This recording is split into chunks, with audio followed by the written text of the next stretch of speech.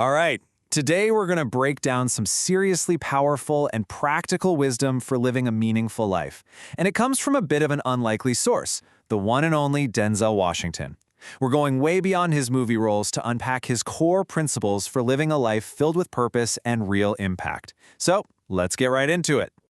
Denzel just cuts right to the heart of it with this one, doesn't he? It's simple, it's blunt, and it's 100% true. I mean, think about it. All the stuff we chase after, all the possessions we collect, none of it comes with us. This one sentence completely flips the conversation from what can I get to what am I going to leave behind? And that's really the big question this whole thing is built around. And hey, this isn't just about money or fancy cars. What are you doing with your time, your energy, your patience? What are you doing with the unique talents you were given? This isn't just some philosophical idea. It's a direct challenge to every single one of us right now. Okay, so let's dig into the first big idea in this philosophy, fall forward. This is all about your mindset, and it's a complete game changer. It's about totally rewiring your relationship with failure and learning to see it not as the end of the road, but as, well, as fuel for the journey. You know, this totally flips the script on what we're usually told. We're always told, have a plan B, right? Have something to fall back on. But Denzel's point is that a safety net can actually stop you from taking the leaps you need to take. His idea is, look, you're going to stumble, you're going to fall. Just make sure when you do, you land a little bit closer to your goal than where you started. And this is such a brilliant way to think about it. He draws a super clear line between just movement and actual progress. Are you just busy? Running on that hamster wheel, answering emails, checking boxes, but ending the day in the exact same spot? Or are you making real, tangible progress, actually moving forward and making things better?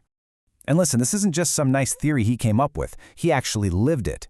After bombing an audition, the fallback voice says, maybe this isn't for you. But the fall forward mindset says, okay, that was just practice. That was a dress rehearsal. Every single failure is just getting you ready for the next shot at success. All right, so you've got the mindset down. You're ready to fall forward. Now what? How do you actually move towards something? Well, that brings us to the second pillar, knowing the huge difference between dreams and goals. This is where we get down to the nitty-gritty, the practical steps to actually achieving things. And this is so true. Having a dream is absolutely essential. It's your destination. But if you don't have a map to get there, you're not really traveling. You're just wishing. Goals are the map. They are the step-by-step directions that keep your dreams from turning into one big disappointment.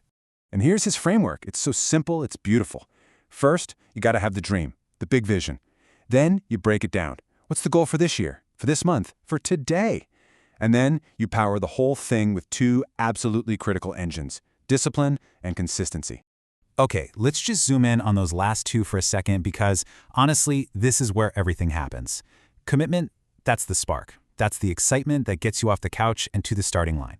But consistency, that's the grind. That's doing the boring work day in and day out, especially when you don't feel like it. That's what gets you to the finish line. You need both. You just do. So you're on this path, you're being consistent, you're committed, and then bam, this thing shows up, fear. But look at how he reframes this. It's incredible. He says fear is just contaminated faith. So fear isn't the opposite of faith. It's just faith that's been polluted with a little bit of doubt, a little bit of what if. So the goal isn't to be fearless, it's to clean up your faith. And that idea of faith leads us perfectly into our third and final pillar. We've talked about the mindset, how to think. We've talked about the mechanics, how to do. Now we're going to talk about the meaning, the why behind all of it. And it all comes down to how you think about your talent. Man, that is such a powerful and humble way to look at it. Denzel doesn't see his acting ability as something he created. He sees it as a gift that was given to him. And when you start to see your own skills that way, not as something you own, but as something you've been entrusted with, it changes everything. It's not about your ego anymore, it's about your responsibility. And he even gives us this simple 3-act structure for a meaningful life. It's brilliant. The first part of your life, you learn. You soak up knowledge, you hone your skills. The second part, you earn. You go out into the world and apply what you've learned. But the final act, the most important part, is to return, to give it all back. Okay, so if the whole point is to return what you've got, what's the real motivation? Denzel poses this really fascinating question to get you thinking. He asks, what is the most selfish thing a person can do? Now, you're probably thinking, hoarding money or chasing fame, but that's not his answer. Get this. The most selfish thing you can do is help someone else. And you're thinking, wait, what? But it makes perfect sense. Because that feeling you get, that deep, genuine joy you feel when you truly help another person, he says nothing is better than that. It's a feeling that money can't buy. And that brings us right back to where we started. Remember the hearse with no U-Haul? It's all about legacy. And to wrap this all up, we're going to end with a powerful little story Denzel tells that drives this point home in a way you will probably never forget. So I want you to just stop for a second and really truly picture this. Imagine that it's the end. You're lying in your bed and your time is almost up.